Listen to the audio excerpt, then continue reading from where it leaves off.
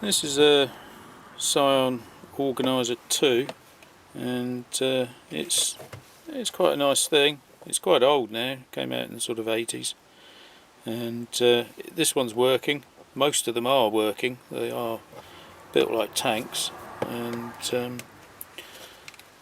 turn it on and off, and there's basically a menu, and you run various different apps, I suppose. The apps come on Datapaks, and these just plug in and unplug, and I've got quite a few different ones, and you can get EEPROM versions of these. These are, if you open them up, you can see there's a little window there. They are actually EEPROMs on circuit boards. Nice connector, 0.1 inch 2-row header type connector, so no weird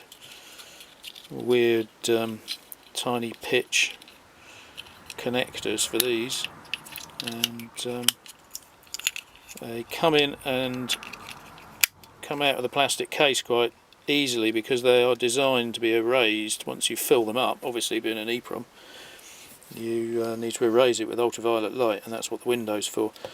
You can get RAM pack versions.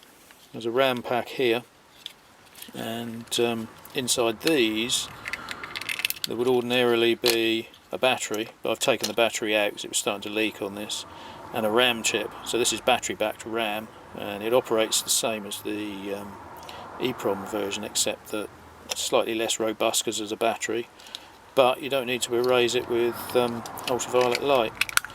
They also later on released some flash versions with flash chips, and they don't need to be erased with ultraviolet light either, but they do need some code to format them.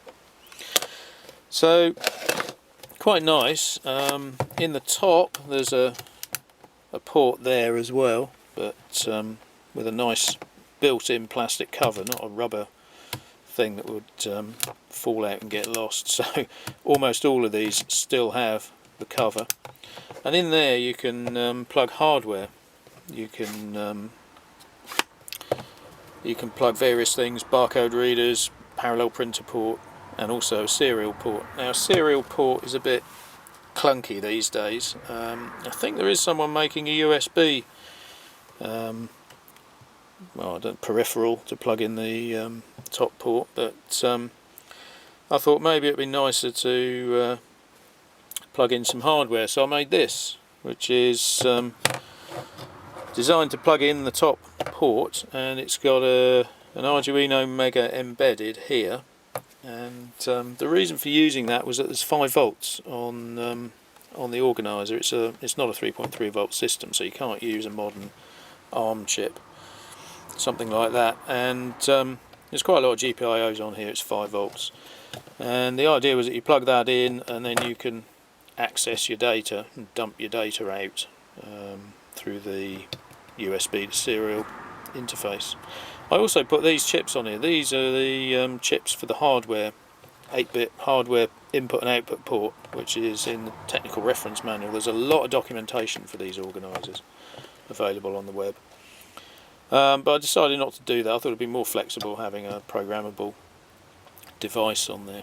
Now, unfortunately, I can't get it working. I think the reason is this just isn't fast enough. Even using interrupts, it's not fast enough to read the data that's coming out of the top port. So while I work out what I'm going to do about that, I thought, well, another thing you could do is you could actually just read the data packs. So this is designed to plug the data pack into that connector, and now you can use the Mega to read the data that's on the data pack. And that does work. So I can dump data packs. So obviously that's coming from the data pack to the PC. There shouldn't be too much problem writing as well, but you do need a higher voltage to do that, because the EEPROMs need, I think it's 21 volts for these, but also I didn't really want to run the risk of wiping out some of the packs I've got. Most of these, the images are on the web anyway, so it doesn't really matter, but I do have some which came with devices like this one, which someone's obviously created from a data pack and put their own code in there. So yeah, this you plug it in there and you basically just reset the Mega, and the data comes out the USB to serial. So that's a way that I can dump anything that I write on these data packs to the PC and do some form of backup. I do have a comms link, but the problem with that is I haven't got anything to plug it into. I'd have to put some form of USB to serial adapter on the end of the adapter, and this is a much neater solution, I think. But yeah, I'm thinking of doing some other stuff with the Psion. We'll see where that goes, whether I can get some hardware to interface with the Psion on this interface. It's a serial type interface. It's a parallel data bus but serial address setup, so they actually have counters.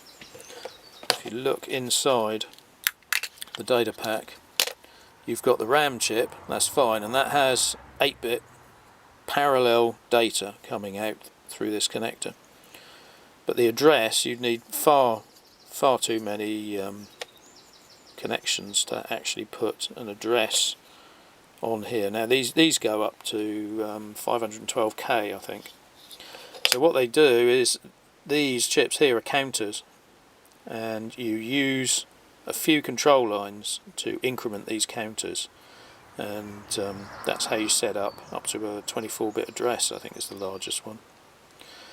Now, due to the timings and so on, you do need to be pretty fast detecting these things. Even though it's not a fast processor and the processor is driving it, is capable of incrementing those signals pretty quickly. So I think I just need a faster processor in order to access the top slot. That should go in there, and that goes on there.